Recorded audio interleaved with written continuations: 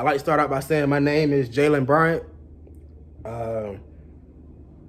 as in Kobe Bryant, but with a Jalen in there, RIP Kobe. Anyway, I came here I made this video to address the ongoing situation, the ongoing controversy that is Joe Budden podcast, the Joe Budden podcast, it was with Rory and Maul, but his debacle, his beef, his fallout with Maul and Rory, right?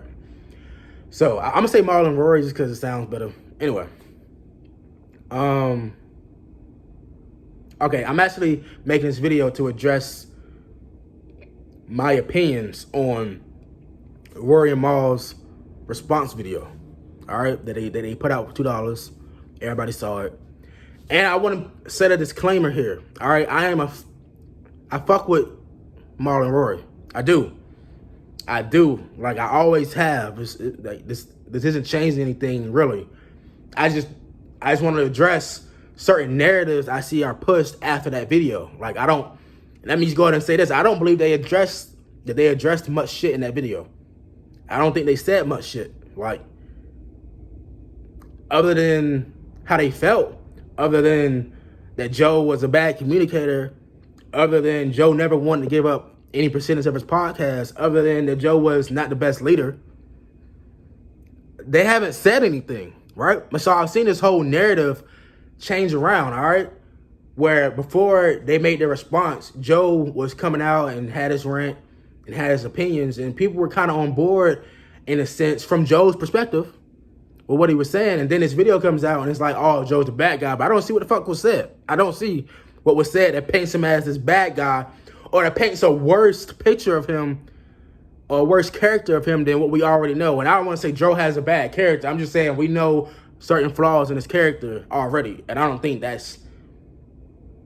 anything in that video, that response video, added on to that. Okay, anyway. Here's the one thing that they didn't address in that video. All right? They didn't address their lack of effort to the podcast. All right? I'm a diehard fan of the podcast. I've damn near seen every episode of the 440-something episodes, right, that they have. I've damn near seen and listened to every episode. I'm not joking. I'm not exaggerating. If there's any content that's outside the podcast with them, I've seen it. Whether it be promotions, whether it be on Patreon, whether it have been on, them just giving a little content, little cartoon shits, the whole 9 yards. Any live show that's been recorded, I've seen. I'm just validating myself before y'all get in the comments acting like I don't know what I'm talking about. All right? These niggas will come to the podcast for damn near 2 years straight, not giving a shit. Yo, this is Joe. Hey, yeah, man. Y'all want to get into the Big Sean pod? Y'all want to get into the Big Sean album that just dropped? What y'all think about that, man? What y'all think about the Big Sean album? Here go, Maul. Oh, man, yeah, man, I really liked it, man. I think Sean really flowing, man. He getting into this new bag. He getting into this new flow, man. I've been out there in LA in the studio with him for a minute, Yeah, I really like it, man. A few songs on there ain't really my style. He kind of went a little poppy with it, or a little too melodic than I like. But a few songs on there was cool. I really like, the first 3 tracks really had me like, wow, and he kind of died out in the middle there. And then, yeah, other than that, it was pretty cool. But you know what? Nicki need to be out here pretty soon. Nicki should be dropping pretty soon. Nigga, what? How was the album? You can't just come here talking about... Anyway, here go Rory's response. Oh, but did the album drop? That dropped this week? I didn't get to hear it. I thought it was dropping next week. Oh. Damn, I don't know. Well, I'm sure it's good. I'll go listen to it and I'll get back to you. What, nigga? Yo, as Joe was saying, y'all niggas come in here and work 28 hours to 30-something hours a month, and y'all get paid mad bands. Mad bands. Look, y'all didn't have shit going on outside the podcast. There's no reason why y'all weren't in tune with the topics that were going to be talked about on the podcast. Y'all can't... Maul wasn't doing shit on the side besides seeing his friends in the NBA. And you can't say Rory was working that hard on a damn album. How the hell you working that hard on an album that ain't came out yet? This nigga Parks done dropped 4 albums. Shut up. That's all I'm saying. That's all I'm saying. They never addressed their lack of effort on the podcast. The niggas will come in, either sit with an attitude, i.e. Maul, or act dumb as fucking clueless, i.e. Rory. I'm just saying. I don't agree with the narrative that's being pushed. And I'm not trying to ride Joe's dick. I'm just saying no one on the internet standing up for him. And it's like, bro, if y'all going off that damn video that Marlon Rory just posted, they ain't say shit.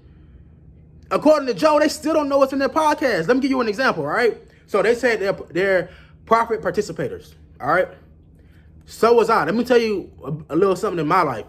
I was a profit participator, all right? Much smaller scale, obviously. I had a older friend. He had a clothing brand, a Christian clothing brand, and he had been laying dormant for years. He thought of it, or he made it up back in 2013. He did the groundwork for it. He got it up, and he started cycling through it. And it was a great company. He really paid attention to the fabrics. He really pays attention to the cloth and everything. He's handpicked everything, right? But then it went dead. You know, he got kids and got married. It went dead. So other things took his priority than a shirt company or a merch company. In comes me 2 years ago, 2019, young and ambitious, trying to look for anything I can do to make extra money on the side, anything I can do that could possibly turn into a full-time thing where I don't have to work a 9 to 5, right? So I come in here, he's like, look, man, what I actually want to do is I'm trying to get to these new designs and these new concepts that I'm thinking about for the company or for the merch, but I'm sitting on, you know, a bunch of merch right now, and I really love to get as much of this off as possible before I start my new shit. All right, and that's where I stand right there. My job is to go out here and sell the shit, so that's what I start doing. Footwork. I'm going to that. I'm going to flea markets on the weekends.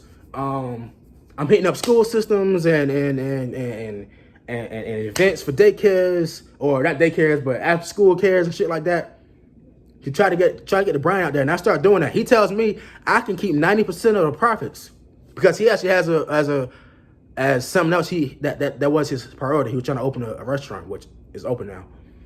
He tells me I can keep 90% of the profits, which I do. I end up stopped doing it because I move away and life happened and I just lost focus with it. But guess what, bro?